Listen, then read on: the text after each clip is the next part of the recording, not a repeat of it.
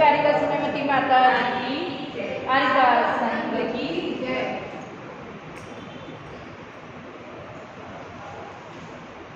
इस संसार में समायोजन एक ऐसी चीज है जिससे कि कोई व्यक्ति कम पढ़ा लिखा भी है और यदि उसके जीवन में एडजस्टमेंट है तो वह बहुत ज्यादा लोकप्रिय हो जाता है।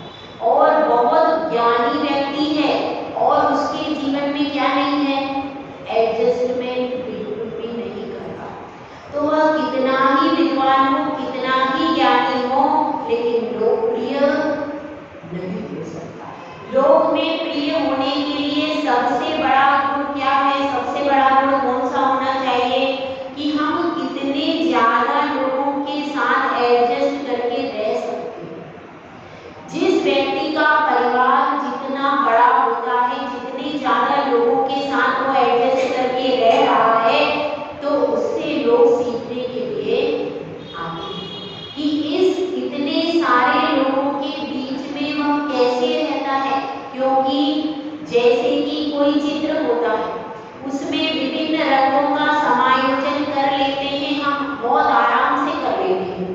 कोई थाली होती है तो उसमें कई प्रकार के व्यंजन हैं, कड़वा करेला भी रखा है, कसेला आंवला भी रखा है, मीठा हलवा भी है, नमकीन चावल भी है। सारे उस थाली में है कि नहीं है? सारे उस थाली में है, लेकिन हमें ना कड़वे करेले से शिकायत है, ना खट्टे नींबू से शिकायत है। इसी से शिकायत होती, मिर्ची भी रखी है उसमें। इसी प्रकार से हम वस्तुओं में तो समायोजन कर लेते हैं। जो हमारा वस्त्र है उसमें भी कई कई रंग होते हैं, कंट्रास्ट में रेड भी है तो ब्लैक भी है तो व्हाइट भी है। कंट्रास्ट के कई रंग जो आपस में परस्पर विपरीत होते हैं, वो रंग भी हमारी साड़ी में है कि नहीं है? हमें कोई आपत्ति तो वस्तुओं के चुनाव में तो हम बराबर एडजस्ट करते रहते हैं, उसमें हमें कोई आपत्ति नहीं होती, कोई शिकायत कभी रही नहीं। लेकिन जब व्यक्तियों की बात आती है, जब संबंधों की बात आती है, तब हम समायोजन करने में पीछे रहते रह जाते। व्यक्तियों के मामले में हम समायोजन नहीं कर पाते हैं। इसका कारण क्या है? इसका कारण यह है कि हम विचारों का समामेलन नहीं कर पाते। कौन व्यक्ति कैसा है और उसके विचार कैसे हैं, इस सत्य को जान करके फिर उसके साथ व्यवहार करना चाहिए। इस संबंध में एक घटना बताते हैं। दो पति पत्नी थे और अब पति कहता है कि तुम, पत्नी से कहा कि तुम पूरब में जाओ, तो पत्नी कहाँ गई? पश्चिम में गई। ठीक है, सुनो बात। तो अब वो सामने जो मित्र बैठा था उसने कहा, तो आपने तो कहा पूरब में जाओ, पत्नी गई पश्चिम में, तो उसने कहा मेरी पत्नी शुरू से उल्टा ही चलती है, तो मुझे पता हो गया क्या ये उल्टा ही चलेगी, तो मुझे जब पश्चिम में भेजना होता है तो मुझको कहना होता है क्या, गो टू ईस्ट, पूरब में जाओ। इसी तरह की टेंडेंसी अपनी होना चाहिए कि जो व्यक्ति जिस प्रकार के नेचर का है, क्योंकि इस लोक में कई कई प्रकार के जीव हैं, सबका बोलने का व्यवहार, सबके पुराने कर्म, सबका सोचने का नजरिया अलग अलग है। तो उन व्यक्तियों के नजरिए के हिसाब से अपने को भी उनसे डीलिंग करना आना चाहिए। आपकी फैक्ट्री में कई वर्कर हैं और घर में भी बहुत सदस्य हैं, उन सब से आपको काम भी लेना है, अपना काम भी करवाना है और उनका काम भी करना है। घर परिवार में जब अपन रहते, नौकर जब होते हैं उनसे तो केवल अपना काम करवाना रहता है, लेकिन घर में जब रहते हैं तो पत्नी आपको भोजन बना करके देती है और उसकी साड़ी, उसके कपड़ों की व्यवस्था, उसको मायके भेजने की व्यवस्था वो भी आपको करनी है। यानी दोनों प्रकार का व्यवहार चलता है, एक तरफ नहीं चलता परिवार में। इधर लेना रहता है तो उधर देना भी रहता है, दोनों प्रकार से। मतलब आपको उनके काम भी करना है, साथ में मधुर संबंध भी बनाना है। दोनों काम एक साथ करना है कि नहीं?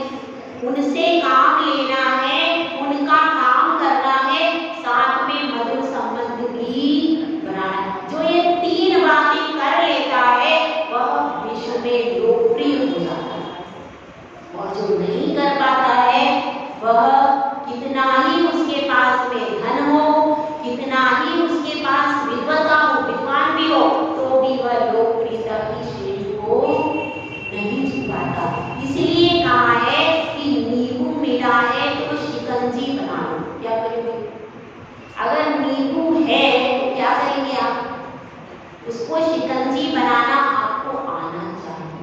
अगर आप शिकायत करोगे भाई नींबू तो खट्टा है, नींबू तो खट्टा है, उससे क्या होगा? कुछ होगा?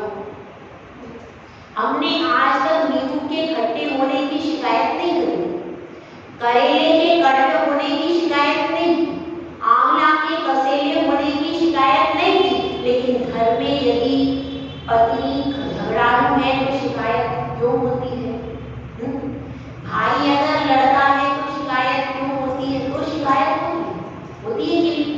वो जैसे होती है, तो यदि हम उनको भी जितना हो सके उतना एडजस्ट करें, तो जैसे हम घर में मसाले में एडजस्ट करते हैं, व्यंजनों में एडजस्ट करते हैं, ऐसा ही कोई समायोजन घर में भी हो सकता है। तो इसलिए समायोजन के संस्कार से अपने परिवार को संस्कारित करना चाहिए। अपनी बात चल रही थी प्रश्न कुमार की। वह प्रश्न कुमार अपने आसन पर आकर के बैठ गया है। अब उसकी धीरे धीरे दीक्षा लेने की भावना बलवती होती जा रही है, लेकिन वह सोच रहा है कि आत्मा को परमात्मा कैसे बनाऊं? मेरी जो आत्मा है इसको मैं परमात्मा किस प्रकार से बनाऊं? इस बात को लेकर के वह आगे गुरुदेव से प्रश्न पूछ रहा है कि मैं पहले आत्मा के बारे में जानूं, समझूं, उसके बाद में दीक्षा के पड़ाव की ओर चलूं। तो इसलिए गुरु के सामने वह प्रश्न रखता जा रहा है।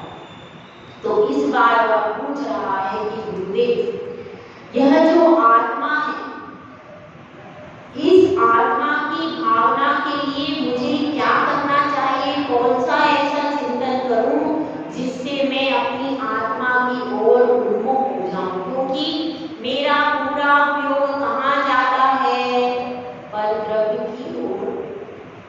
बार बार मेरा उपयोग परद्रव्य की ओर चला जाता है, तो उसको हटाने के लिए मुझे कौन सी भावना बना चाहिए? तो इसमें गुरुदेव बता रहे हैं, देखिए श्लोक नंबर 34। स्वस्मिन् सदभिलाषित्वा गभीष्टे ज्ञापकत्वतः स्वयं हित प्रयोगत्वा गात्मेव गुरुरात्मनः। स्वस्मिन् का अर्थ क्या है? स्वस्मिन् का अर्थ है स्वयं में ही। स्वयं में ही मतलब आत्मा में ही। सदभिलाषित्वा, जिसको आत्मा के प्रति ही अभिलाषा उत्पन्न हुई है, और गभीष्ट ज्ञापकत्वता, और वह क्या करता है? समस्त जो पदार्थ है, समस्त जो पदार्थ है उनके प्रति वह रमण करने का इच्छुक नहीं है। इसके प्रति आनंद लेने की भावना है उसकी, आत्मा के आनंद को लेने की भावना है। क्योंकि जब तक आप पर पदार्थ के प्रति आनंद की भावना रखोगे तब तक आत्मा के आनंद की अनुभूति हो जाएगी क्या? अगर दृष्टि कमरे के बाहर है तो मंदिर के दर्शन हो जाएंगे क्या? मंदिर के बाहर आपकी दृष्टि कहाँ देख रहे हो आप? तो परमात्मा के दर्शन हो जाएंगे मंदिर के बाहर।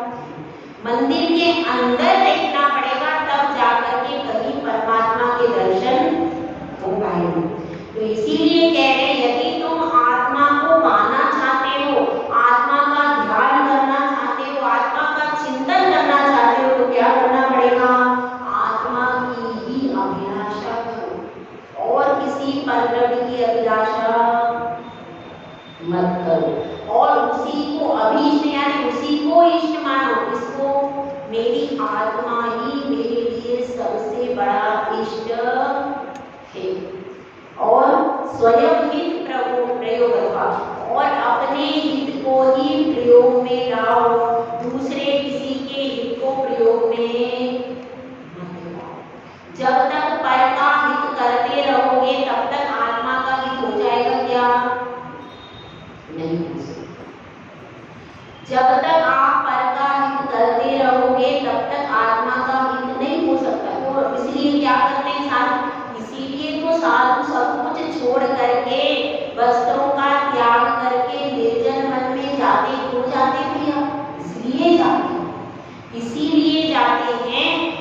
क्योंकि जब तक मैं घर में रहूंगा तो कोई ना कोई विकल्प बना ही रहेगा। और इसलिए वन में जाते हैं, वन में कोई नहीं होता, निर्जन वन में जाकर के अपनी आत्मा का ध्यान लगाया, तभी तो मोक्ष जाते। कोई पर्वत पे जाता है, नेमिनाथ पर कहाँ चढ़े, गिरनारी चढ़े, कोई सम्मेद शिखर में गए, कहीं कोई तालाब के किनारे से गए, महावीर भगवान ऐसे प्लेस पर गए जहां पर कोई नगर का कोलाहल नहीं था। किसी नगर से गए थे 24 तीर्थंकर, तो जन्म तो नगर में लिया, जन्म तो सबने नगर में लिया, मगर नगर के बीच से कोई मोक्ष नहीं मिला। क्यों? क्योंकि जो शुद्ध वायु है, शुद्ध वातावरण है, निर्ममत्व भावना है, वह परद्रव्य के पूर्ण त्याग से, परद्रव्य के पूर्ण विकल्प पर, जहाँ पर जन का कोई कोलाहल नहीं, ऐसी जगह पर जाने के बाद ही वो विशुद्धि बनती है। इसीलिए इसमें कह रहे, और बहुत बड़ी बात कह दी, दात्वेव गुरुरात्मना, और फिर आत्मा, आत्मा दात्वे मतलब आत्मा ही गुरु, आत्मा, आत्मा ही तब आत्मा का गुरु बन जाता है। कब? कब की बात हो रही है? ये उन मुनिराज की बात हो रही है जो चतुर्थ काल के मुनिराज हैं, अभी की बात नहीं हो रही।